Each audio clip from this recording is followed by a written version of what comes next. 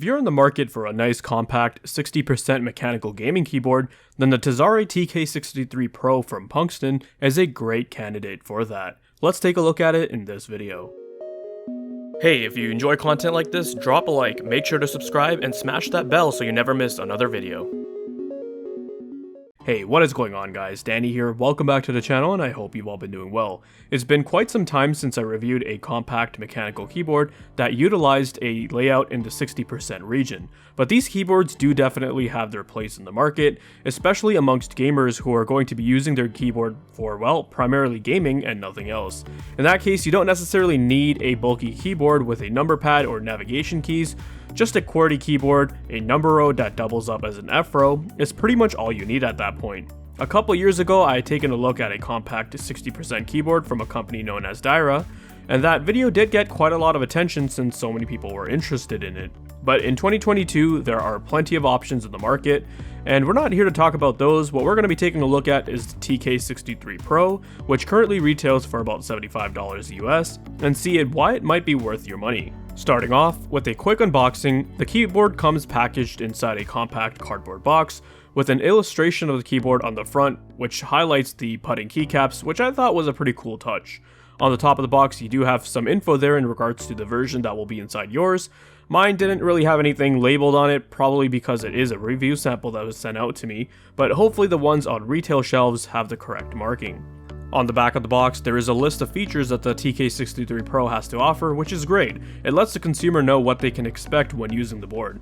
Opening up the box, we can see the keyboard comes wrapped in some plastic, and I was a bit displeased to see that there was no packing foam surrounding the board. What is nice, however, is that right below the board, there were some quick starter cards included, which showed specific shortcuts pertaining to Mac or Windows OS, so that was very handy.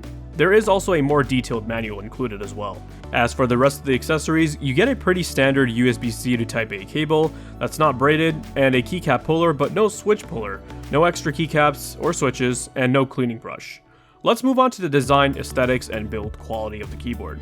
As you can see, the TK-63 PRO is utilizing a compact 60% layout, and it has a pretty minimalistic and simple design, which definitely isn't a bad thing, as most users who would be interested in this kind of keyboard have a desire for those kinds of characteristics. The keyboard measures just 11.5 inches wide, is 4 inches long, and is 1.6 inches thick. So it's a pretty small keyboard, which means it's also quite portable, and that is a huge advantage if you like to travel a lot with your gaming setup.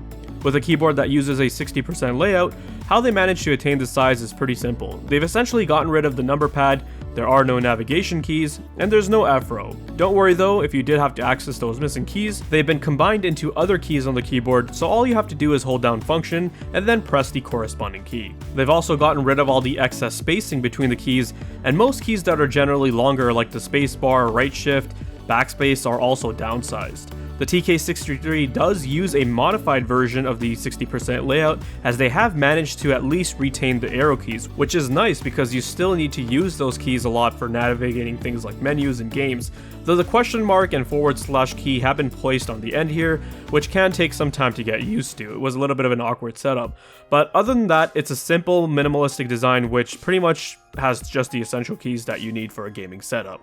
As for the build quality, the case and the frame of the keyboard is made from ABS plastic. Obviously at this price point I wouldn't be expecting aluminum, acrylic, or polycarbonate, though the plastic does feel pretty good. It's high quality and sturdy, there was no flex in the frame, and the construction felt really solid.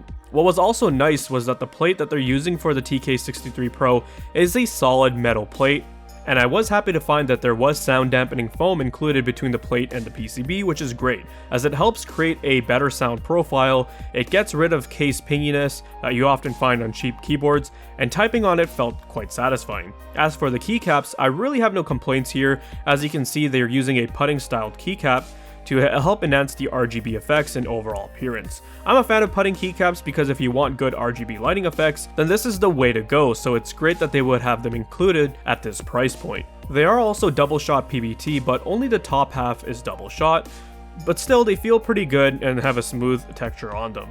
I also like the font that they were using.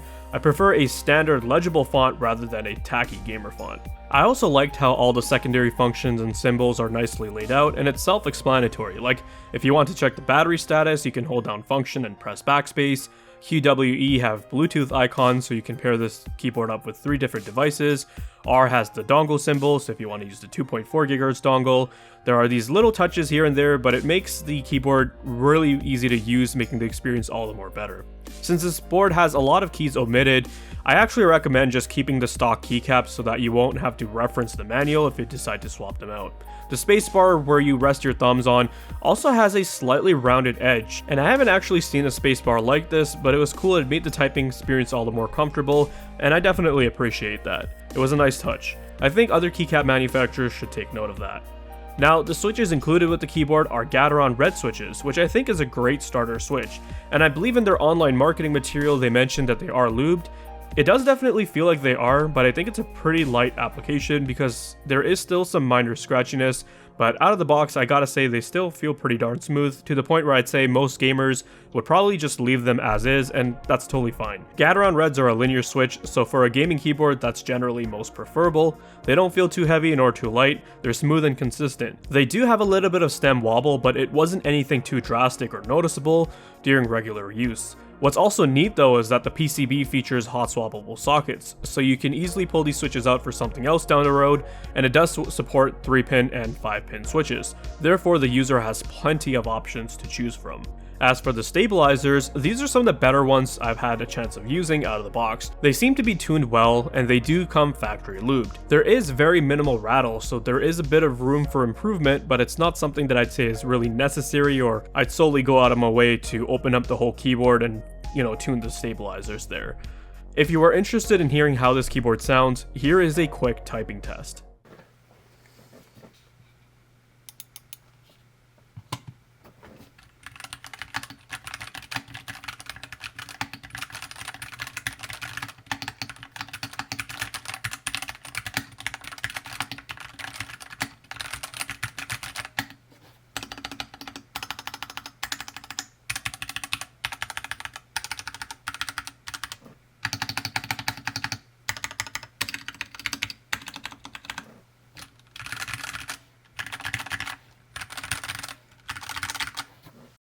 So as you guys just heard, the keyboard doesn't sound too bad. It has a clacky profile, but it's not obnoxiously loud. The foam between the PCB and the plate definitely has a role to play there. I could hear a little bit of scratchiness, and there was some minimal case ping.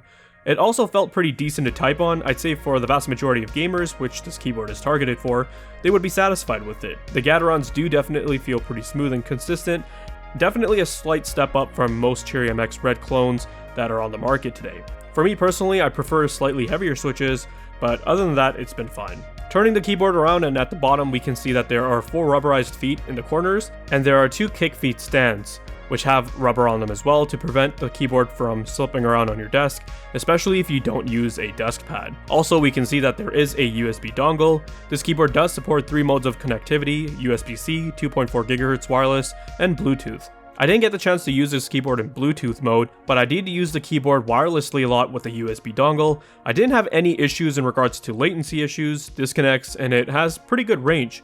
While we're on that subject, this board's got a 3000 mAh battery, which allows the user to use it in wireless mode for a pretty long period of time. I was using this keyboard to game for about 2 to 3 hours every day for 2 weeks, and I found that I still had some battery left over when the indicator was showing low battery. Also, to check battery status, it's actually really simple. All you have to do is hold down function and hold backspace, and it will let you know how much battery you have left, as it illuminates the number row from 1 to 9. The other nice feature included is that to save battery during inactivity, the keyboard will turn the LEDs off, but won't fully put the keyboard to sleep. This is preferable so that you don't have to wait for the keyboard to turn back on and reconnect. Now, circling back to the aesthetics department, let's talk about the RGB LED implementation on this keyboard. The TK63 PRO is using your standard RGB setup, allowing the user to customize the board with a wide variety of colors to choose from. On the fly, you can choose which color you want, and also adjust the types of lighting effects. You've got effects like breathing, wave, circling, row by row, and more. You can also download their software if you wanted to customize the lighting effects even further. Now, one complaint I did have was for the RGBs they're using. They're really not that bright. That's saying something considering the fact that this keyboard is using putting styled keycaps that help enhance the lighting effects and allow for more illumination through the keycaps.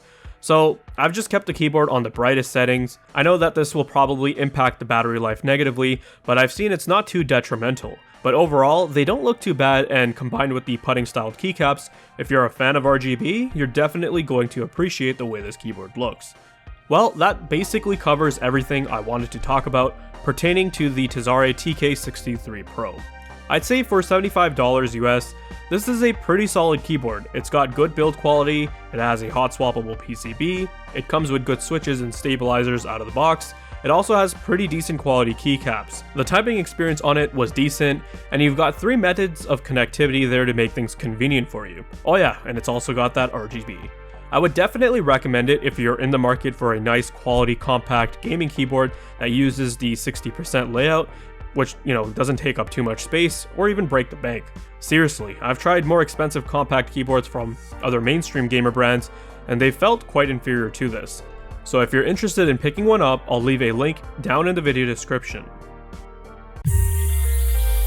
If you guys found this video to be informative and entertaining, then leave a like. Let me know your thoughts and comments down below. Be sure to check out the video description for cool links and ways to support the channel, such as using my Amazon affiliate link. And if you're interested in seeing more content like this, then consider subscribing, I'd greatly appreciate it. Thank you guys so much for watching, take care, and I'll see you in the next one.